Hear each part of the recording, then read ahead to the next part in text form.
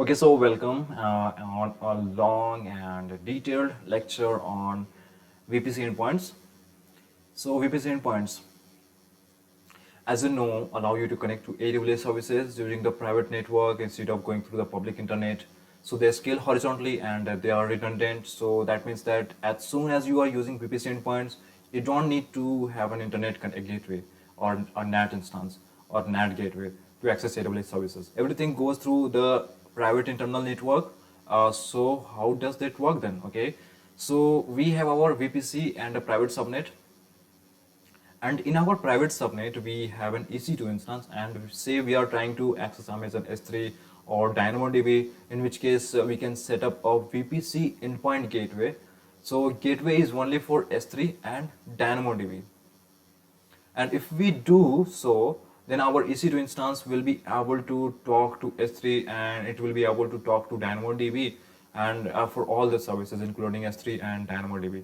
You can now create as well VPC endpoint interfaces. So for example, say we are trying to access CloudWatch. Then to access CloudWatch privately, then you need to create a VPC endpoint interface, which is an ENI, Elastic Network Interface. So it has to live within one of your subnets, and then your EC2 instance would connect through that ENI to the CloudWatch service. And in case of issues with the VPC endpoints, you need to check the DNS setting for the resolution in your VPC, or you check your route tables to make sure that there is indeed a route from your EC2 instance to the endpoint. So okay, so now let's do a deep dive onto the VPC endpoint gateway. So this only works for the Amazon S3 and DynamoDB, okay? And you must create one gateway per VPC.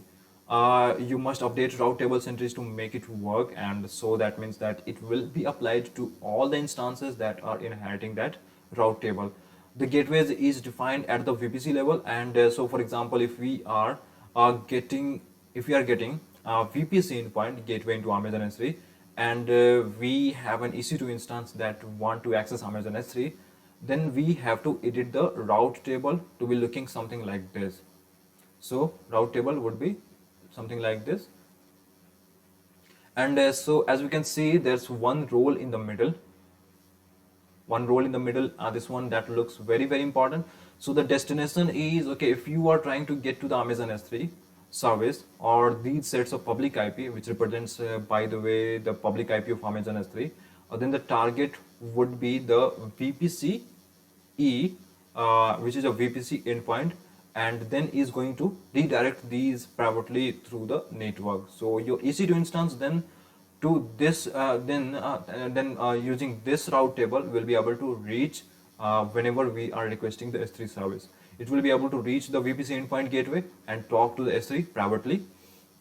For this to work, we need to make sure that the DNS resolution is enabled in the VPC, and bonus, like we can use the same public host names for S3, so we don't need to use IP.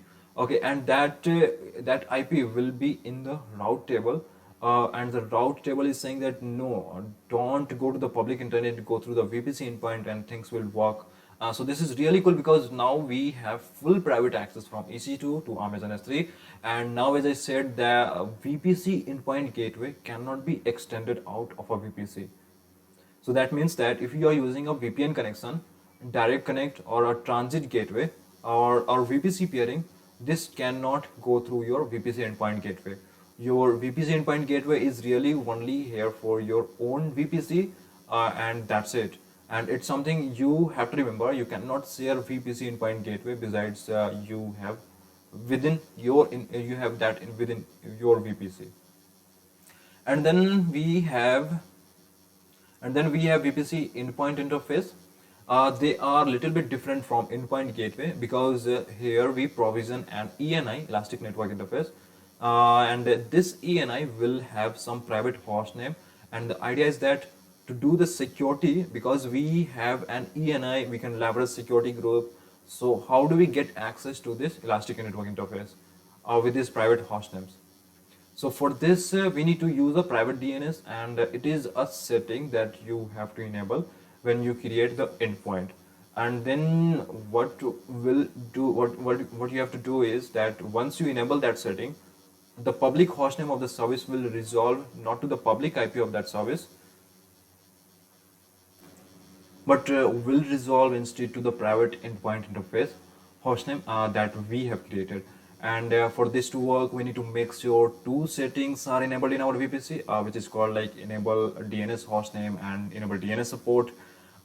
They must be true. So here's a concrete example for Athena. If you create a VPC endpoint for Athena, you will have 1, 2, 3, and 4 kind of VPC hostnames, and that you can go through. And each VPC hostname is going to redirect to that Elastic Network Interface ENI. Okay, but the last one is the important one. As you can see, this is the public hostname for the Amazon Athena.